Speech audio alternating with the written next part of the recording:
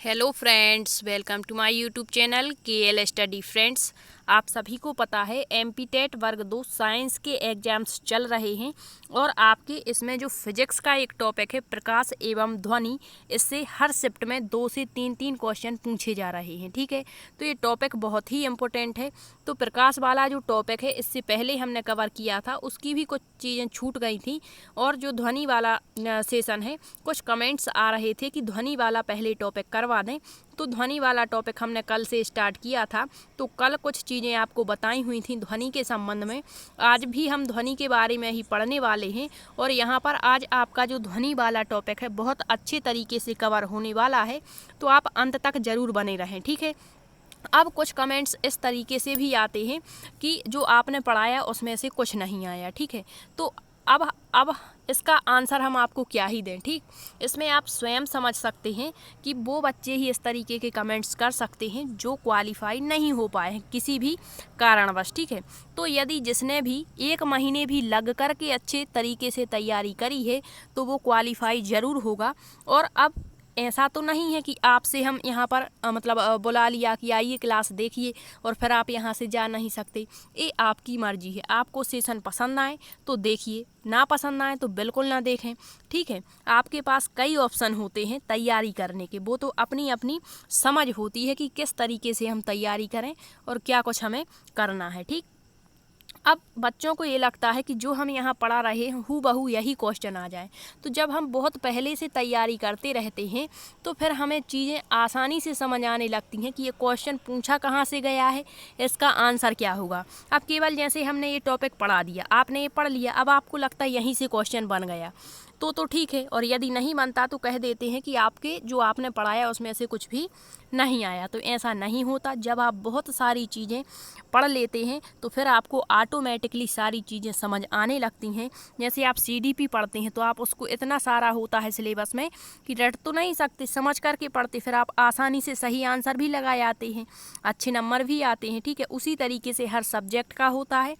तो यहाँ पर जैसे क्वेश्चन आया, ठीक है, अब आप कहेंगे कि जो पढ़ाया उसमें से नहीं आया है, तो ये आपको बता दें जब हम पढ़ते हैं, ठीक है, और कोई क्वेश्चन आ गया, हो सकता है हूबहू वही क्वेश्चन भी आ जाए, और यदि थोड़ी सी लैंग्वेज चेंज करके क्वेश्चन आता है और 4 ऑप्शन आते हैं तो आपको क्वेश्चन मान के चलिए समझ नहीं आया, लेकिन जो 4 ऑप्शन हैं उनमें से आप बता सकते हैं कि ये आंसर इसका नहीं है। ए इस जैसे ध्वनि का क्वेश्चन आया, प्रकाश वाला ऑप्शन दे दिया तो आप बता देंगे कि ये प्रकाश वाले टॉपिक का ऑप्शन है, फिर ये इसका है, ये इसका है, तो आप राइट आंसर तक पहुंच जाते हैं। तो ये यहाँ पर जो बहुत ज़्यादा पढ़ते हैं बच्चे, बहुत पहले से मेहनत कर रहे होते हैं, वो यहाँ पर इस तरीके से अच्छी तैयारी के साथ में अच्छा स्कोर भी कर पाते हैं। तो हमें कमेंट्स पर हम वैसे भी जो अच्छे कमेंट्स होते हैं उन्हीं पर ध्यान देते हैं, बाकी कमेंट्स का हमें कोई मतलब नहीं होता है। अब देखिए आप यहाँ पर हम पढ़ते हैं आपकी जो प्राकृतिक घटनाएं हैं प्रकाश एवं ध्वनि के बारे में। तो सबसे पहले देखिए ध्वनि की चाल। इससे पहले हमारा एक सेशन ध्वनि पर हो गया है, जिसने नहीं देखा प्लेलिस्ट में जा कर के देख लें। ठीक, देखिए ध्वनि की चाल जिस तरीके से प्रकाश की चाल विभिन्न माध्यमों में अलग अलग होती है, उसी तरीके से आपके ध्वनि की चाल भी भिन्न माध्यमों में भिन्न भिन्न होती है। ठीक, अब किसी माध्यम में ध्वनि की चाल मुख्यतया माध्यम की प्रत्यास्थता और घनत्व पर निर्भर करती है, ये आपको कल भी बताया था। नेक्स्ट है गैसों के सापेक्ष द्रवों में प्रत्यास्थता अधिक होती है तथा ठोसों में सबसे अधिक होती है। यही कारण है कि द्रवों में ध्वनि की चाल गैसों की अपेक्षा अधिक और ठोसों में सबसे अधिक होती है। अब विभिन्न माध्यम देखिए कि ध्वनि की चाल कितनी होती है। तो एक साइड आपका माध्यम दिया गया है, मान के चलिए कार्बन डाइऑक्साइड एक प्रकार की गैस है, तो गैसों में जो ध्वनि की चाल है उसमें भी कार्बन डाइऑक्साइड गैस में 260 और ये मीटर पर सेकंड में दी गई है। वायु में होती है, ये पूछा जाता है अक्सर। ठीक है, तो वायु में ध्वनि की चाल 332 मीटर पर सेकंड होगी। फिर आपकी भाप इस 100 डिग्री सेल्सियस पर होगा। ठीक है, इसमें 405 आपकी मीटर पर सेकंड होती है ध्वनि की चाल। फिर एल्कोहल में ध्वनि की चाल 12-13 मीटर पर सेकंड। हाइड्रोजन गैस में 12-69 मीटर पर सेकंड। पारे में आपकी 1450। तो ये आप याद रख लें इतने डाटा। ठीक है, यहीं से क्वेश्चन बन जाता है। जल में आपकी 1493 मीटर पर सेकंड, समुद्री जल में 1533, लोहे में 5130, कांच में 5640, एल्यूमिनियम में 6420 और स्टील में सर्वाधिक होती है, सॉरी आपकी एल्यूमिनियम में सर्वाधिक होती है कितनी, 6420। तो ये भी याद रखेंगे। तो ये भी मतलब क्वेश्चन इस तरीके से पूछता है, 4 ऑप्शन देगा और आपसे कहेगा कि इनमें जो है ध्वनि की चाल सबसे ज़्यादा किस में होगी या सबसे कम किस में होगी, इस तरीके से, ठीक है। वायु में कितनी होगी ये पूछा जाता है। फिर आपके क्रम से पूछ लेता है, जैसे कह दिया एल्यूमिनियम दे दिया एक ऑप्शन में, लोहा दे दिया, कांच दे दिया, और फिर पूछेगा कि ध्वनि की चाल जो है घटते क्रम में या बढ़ते क्रम में लगाइए। तो ये थोड़े से डीप क्वेश्चन हो जाते हैं। तो यदि आपको इनकी चाल ज्ञात है कि किस माध्यम में कितनी होती है ध्वनि की चाल, तो आप आंसर लगा देंगे, ठीक है। अब देखिए, जब ध्वनि एक माध्यम से दूसरे माध्यम में जाती है तो ध्वनि की जो चाल है और ध्वनि का जो तरंगदैर्घ्य है वो बदल जाता है, लेकिन आवृत्ति नहीं बदलती, ये आपको याद रखना है। अतः जो ध्वनि की चाल है वो किस पर निर्भर करेगी, सॉरी ध्वनि जो है वो आपकी ध्वनि की चाल और तरंगदैर्घ्य पर निर्भर करेगी, लेकिन आवृत्ति पर निर्भर नहीं करती है। तो ये फैक्ट याद रखेंगे, मोस्ट इम्पोर्टेंट है।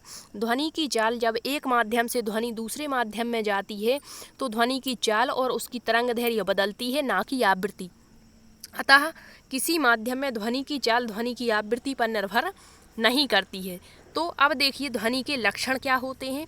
तो मुख्य रूप से ध्वनि के 3 लक्षण होते हैं, तीव्रता, तारत्व और गुणता। अब आप कहेंगे क्या होते हैं, तो पढ़ेंगे ये सारी चीज़ें तो आसानी से समझ पाएंगे। आपने देखा होगा जैसे लोग होते हैं या कोई भी व्यक्ति होते हैं, 2 व्यक्ति मान के चलिए, ठीक है, या संसार के जितने भी व्यक्ति हैं उन सबकी आवाज़ जो है वो अलग अलग होती है। किसी की मोटी आवाज़ होगी, किसी की पतली आवाज़ होगी, किसी की आवाज़ धीमी होगी, किसी की तीव्र होगी।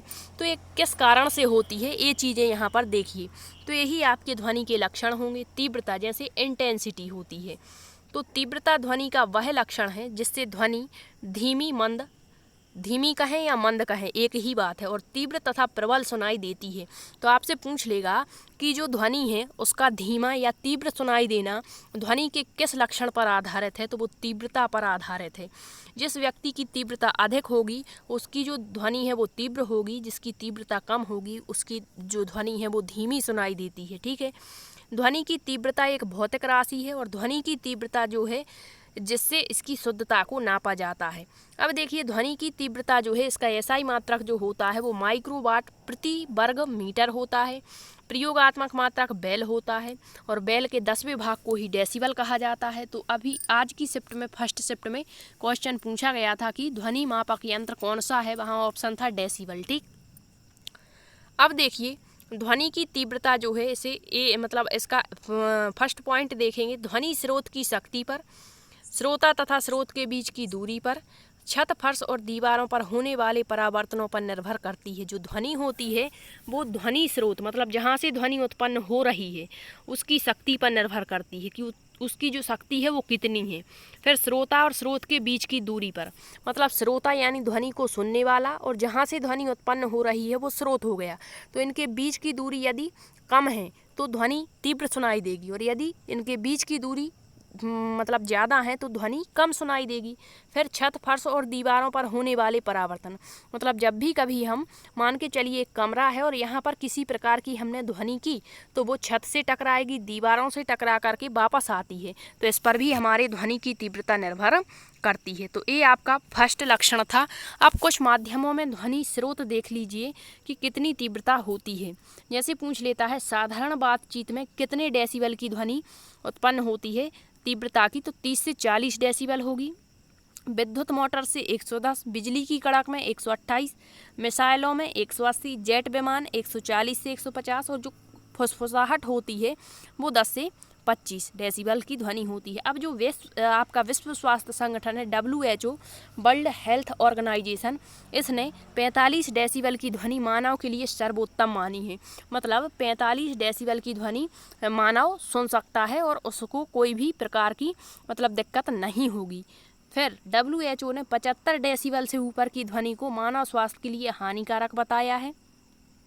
एक साधारण मानव ज़्यादा से ज़्यादा 130 डेसिबल तीव्रता वाली ध्वनि को सुन सकता है, लेकिन 85 डेसिबल से अधिक ध्वनि में व्यक्ति बहरा हो सकता है, और 150 डेसिबल ध्वनि को सुन ले यदि व्यक्ति तो वो पागल हो जाएगा। नेक्स्ट है आपका लक्षण है ध्वनि का तारत्व। तो ये क्या कहलाता है? तारत्व। मतलब आपने देखा होगा कि किसी भी मतलब जो पर्सन होते हैं, व्यक्ति होते हैं, तो उनकी ध्वनि कभी मोटी या तीक्ष्ण सुनाई देती है। तो इसका कारण ही होता है, मतलब किसी की जो ध्वनि है मतलब मोटी आवाज़ सुनाई देती है, किसी की पतली। ये किसका कारण है? तो ये आपका है तारत्व का कारण। ठीक है, जैसे एक एग्जाम्पल आपको दें, एक शेर हो गया और एक तरफ एक मच्छर हो गया। तो मच्छर जो होता है इसकी आवाज़ बहुत पतली होती है, ठीक है, और शेर जो होता है इसकी दहाड़ बहुत ही मतलब भारी टाइप की होती है। तो पतली और मोटी मतलब इसकी आवाज़ मोटी हो गई। ठीक है, तो जिसका तारत्व अधिक होगा उसकी ध्वनि कैसी होगी? तो कम होगी, यानी पतली होगी, और अधिक होगा तो मोटी मतलब कम। अभी देख लेते हैं यहाँ पर क्या दिया गया है। तारत्व ध्वनि का वह लक्षण है जिसके कारण ध्वनि को मोटा या तीक्ष्ण कहा जा सकता है। तारत्व आवृत्ति पर निर्भर करता है। जैसे जैसे ध्वनि की आवृत्ति बढ़ेगी ध्वनि का तारत्व बढ़ेगा तथा ध्वनि तीक्ष्ण और पतली होती जाती है। मतलब तारत्व यदि अधिक है तो ध्वनि पतली होगी, और तारत्व यदि कम है तो ध्वनि कैसी होगी? मोटी होगी। अर्थात शेर की दहाड़ का जो तारत्व होता है वो कैसा होता है? कम होता है, इस कारण इनकी आवाज़ मोटी होती है। अब देखिए पुरुषों की मोटी आवाज़ का कारण क्या है? तो तारत्व इनमें कम होगा, इस कारण से मोटी सुनाई देती है पुरुषों की आवाज़। फिर चिड़ियों की आवाज़ सोनोमीटर के पतले तने हुए पतले तार से निकलने वाली ध्वनि, मच्छरों की भनभनाहट अधिक तारत्व की ध्वनियों के उदाहरण हैं। तो इनका तारत्व अधिक होता है, चिड़ियों की आवाज़ और मच्छरों की भिनभिनाहट तारत्व अधिक है, इस कारण से इनकी ध्वनि पतली है। फिर है ध्वनि के तारत्व का ध्वनि की तीव्रता से संबंध नहीं होता, बल्कि किससे होता है? आवृत्ति से। अधिक प्रबल ध्वनि का तारत्व कम तथा अधिक कुछ भी हो सकता है। फिर यहाँ एग्जाम्पल लिया है, वही शेर की दहाड़ एक तीव्र प्रबल ध्वनि है लेकिन तारत्व बहुत कम होता है, जबकि मच्छर की भनभनाहट एक धीमी ध्वनि है, इसका तारत्व शेर की दहाड़ से अधिक होता है। तो यहाँ थोड़ा सा विपरीत है, तारत्व अधिक तो जो ध्वनि की आवाज़ है वो कैसी होगी? धीमी होगी, पतली होगी, और तारत्व कम तो ध्वनि की आवाज़ जो है वो अधिक और कैसी होगी? जो ध्वनि है वो मोटी होगी। अब देखिए गुणता, ये क्या बताता है ध्वनि का? गुणता यानी क्वांटिटी। तो आप समान ध्वनियों में भी अंतर कर पाते हैं। जैसे आपने देखा होगा कहीं भी आपके क्या बोले जैसे वाद्य यंत्र बजाए जाते हैं, ठीक है, तो आप इनमें अंतर कर लेते हैं कि ये आपका ढोलक है, ये आपका नगाड़ा है, इनमें कैसे अंतर कर पाते? तो इसका कारण ही होता है ध्वनि की गुणता। ध्वनि का वह लक्षण होता है जिसके कारण समान तीव्रता, मतलब तीव्रता भी समान है और तारत्व भी समान है, इनमें अंतर कर पाते हैं गुणता के कारण। गुणता की भिन्नता के कारण ही हम अपने परिचितों की आवाज़ सुनकर पहचान लेते हैं। भले ही हम ना देखें, पीछे से कोई व्यक्ति यदि हमें पुकार देता है फिर भी हम उसकी आवाज़ को समझ लेते हैं यदि वो परिचित है, इसका कारण भी गुणता ही होता है। इसी की भिन्नता के कारण हम दो वाद्य यंत्रों से उत्पन्न समान तीव्रता और समान आवृत्ति की ध्वनियों को स्पष्ट रूप से पहचान लेते हैं। तो ये याद रखेंगे, ध्वनि के 3 लक्षण होते हैं, आवृत्ति, तारत्व और गुणता। अब देखिए ध्वनि के गुण। तो जिस तरह से हमारे प्रकाश का परावर्तन, प्रकाश का अपवर्तन, प्रकाश का व्यवर्तन, व्यतिकरण होता है, सेम वही आपकी प्रोसेस ध्वनि में भी होती है। तो ध्वनि का परावर्तन आप कहेंगे क्या कहलाता है? तो प्रकाश की भांति ध्वनि भी एक माध्यम से चलकर दूसरे माध्यम के पृष्ठ पर टकराने पर पहले माध्यम में वापस लौट आती है। इस प्रक्रिया को ध्वनि का परावर्तन कहते हैं। जैसे आपका प्रकाश होता था, ठीक है, टकरा करके वापस लौट जा रहा था, तो उसे हम प्रकाश का परावर्तन कहते थे। इसी तरीके से ध्वनि होती है। अब ध्वनि का परावर्तन भी प्रकाश के परावर्तन की तरह होता है, किंतु ध्वनि का तरंगदैर्घ्य अधिक होने के कारण इसका परावर्तन बड़े आकार के पृष्ठों से अधिक होता है, मतलब इसका तरंगदैर्घ्य अधिक होता है, ठीक है। इस कारण से जो इसका परावर्तन है छोटे क्षेत्रों से नहीं बल्कि बड़े जो आपके पृष्ठ होते हैं उनसे जो ध्वनि है वो टकरा करके जल्दी वापस लौटती है, जैसे दीवार हो गई। इसके बाद आपके पहाड़, पृथ्वी तल, आपने देखा होगा पहाड़ों से कभी भी हम पहाड़ों पर यदि जोर से चिल्लाने तो बार बार हमें उसकी आवाज़ सुनाई देती है, 2-3 बार। तो ये कारण क्या है? ध्वनि के परावर्तन का। अब ये तो हुआ ध्वनि का परावर्तन। अब एक होती है प्रतिध्वनि। ये क्या कहलाती है? तो जो ध्वनि किसी दृढ़ दीवार, पहाड़, गहरे कुएं आदि के टकराने के बाद हमें सुनाई दे उसे प्रतिध्वनि कहते हैं। यदि श्रोता परावर्तक सतह से बहुत निकट खड़ा है, आपको बता दें इसका एग्जाम्पल, मान के चलिए आप किसी कुएं के पास में खड़े हुए हैं और ये कुआं खाली है, और आप जब यहाँ पर जोर से कुछ चिल्ला दें या किसी का नाम लें, तो आपने सुना होगा आप जब नाम लेते हैं उसके कुछ देर बाद फिर से हमें वही नाम सुनाई देता है, तो ये आपका क्या कहलाता है, प्रतिध्वनि। मतलब ध्वनि के बाद भी जो ध्वनि उत्पन्न होती है वो प्रतिध्वनि होती है। अब देखिए यहाँ कहा है कि श्रोता यानी ध्वनि को सुनने वाला परावर्तक सतह के बहुत निकट खड़ा है। परावर्तक सतह मान के चलिए कुएं में हमने आवाज़ की कुएं के पास, तो यदि जो श्रोता है सुनने वाला वो कुएं के पास ही खड़ा है तो उसे प्रतिध्वनि नहीं सुनाई पड़ती। मतलब उसे सुनाई पड़ेगी लेकिन बहुत ही कम या सुनाई ही नहीं पड़ेगी। तो स्पष्ट जो प्रतिध्वनि है यदि हमें इसे सुनना है तो इसके लिए स्रोत और श्रोता के बीच जो है उसके बीच में न्यूनतम जो दूरी होगी वो 17 मीटर की होनी चाहिए। मोस्ट इम्पोर्टेंट रहेगा। ठीक, इसका कारण यह है कि जब हमारा कान कोई ध्वनि सुनता है तो उसका प्रभाव हमारे मस्तिष्क पर कितना होता है, 0.1 सेकंड तक रहता है। तो ये फैक्ट याद रखेंगे। यदि इस अवधि में कोई अन्य ध्वनि भी आएगी तो वो पहली ध्वनि में ही मिल जाती है और हमें अलग से कोई ध्वनि सुनाई नहीं देती, पहली ध्वनि ही सुनाई देगी, लेकिन टाइम इतना होना चाहिए। ठीक है। अब प्रतिध्वनि जो होती है इसी के द्वारा हम समुद्र की गहराई, वायुयान की ऊंचाई, सुदूर स्थित पहाड़ आदि की दूरी को माप सकते हैं। अब इसके बाद एक क्रिया होती है अनुरणन। ये क्या कहलाती है, रिवर्बरेशन जो होता है ध्वनि का हाल की दीवारों, छतों और फर्शों से बहुत परावर्तन होता है। ठीक है, बहुल परावर्तन के कारण ही ध्वनि स्रोत को एकदम बंद कर देने पर भी हाल में ध्वनि एकदम से बंद नहीं होती बल्कि कुछ समय तक सुनाई देती रहती है। अतः किसी हाल में ध्वनि स्रोत को बंद करने के बाद भी ध्वनि का कुछ देर तक सुनाई देना और अनुरणन का उदाहरण है। इसका एक एग्जाम्पल देखेंगे आप अभी। व्याख्यान हॉल या सिनेमा हॉल जो होते हैं उसमें अनावश्यक अनुरणन को रोकने के लिए हॉल की दीवारें खुरदरी बनाई जाती हैं अथवा उन्हें मोटे सरंध्र पर्दों से ढक दिया जाता है। इससे ध्वनि अवशोषित हो जाती है और केवल हमें मूल ध्वनि ही साफ सुनाई देती है। यदि इन हालों की जो दीवारें हैं वो खुरदरी ना बनाई जाएं तो हमें जो है अनुरणन के कारण एक ही आवाज़ कई बार सुनाई देगी, लेकिन ऐसा नहीं होता है क्योंकि हाल जो है वो उनकी दीवारें खुरदरी और मोटे सरंध्र जो होते हैं वो पर्दों से ढक देते हैं, तो ये आपको जो ध्वनि अवशोषित होती वो नहीं सुनाई देती, केवल मूल ध्वनि ही सुनाई पड़ती है। फिर दिया है फर्श पर भी इसी उद्देश्य से कालीन बिछाई जाती है। बादलों का गर्जन किसका उदाहरण है, तो आपके अनुरणन का उदाहरण है। अब ये हुआ प्रकाश का परावर्तन। अब देखिए ध्वनि का परावर्तन। अब देखिए ध्वनि का अपवर्तन। तो ध्वनि तरंगें एक माध्यम से दूसरे माध्यम में जाती हैं तो उनका अपवर्तन हो जाता है, अर्थात यह अपने पथ से विचलित हो जाती हैं। ठीक है, ध्वनि के अपवर्तन के कारण विभिन्न माध्यमों तथा विभिन्न तापों पर ध्वनि की चाल का भिन्न भिन्न होना ध्वनि के अपवर्तन के परिणाम है। जैसे यहाँ कहा है दिन में ध्वनि का केवल ध्वनि स्रोत के पास क्षेत्र में ही सुनाई देना। मतलब दिन के समय जब ध्वनि स्रोत होता है जो मतलब जहाँ से ध्वनि उत्पन्न हो रही है तो वो केवल पास के क्षेत्र में ही सुनाई पड़ती है, लेकिन यदि वही ध्वनि रात्रि के समय में की जाती है तो जो सन्नाटा होता है इस कारण से जो ध्वनि है वो दूर दूर तक सुनाई देती है। ये किसका कारण है, तो ये ध्वनि के अपवर्तन का कारण है। नेक्स्ट है ध्वनि का व्यतिकरण।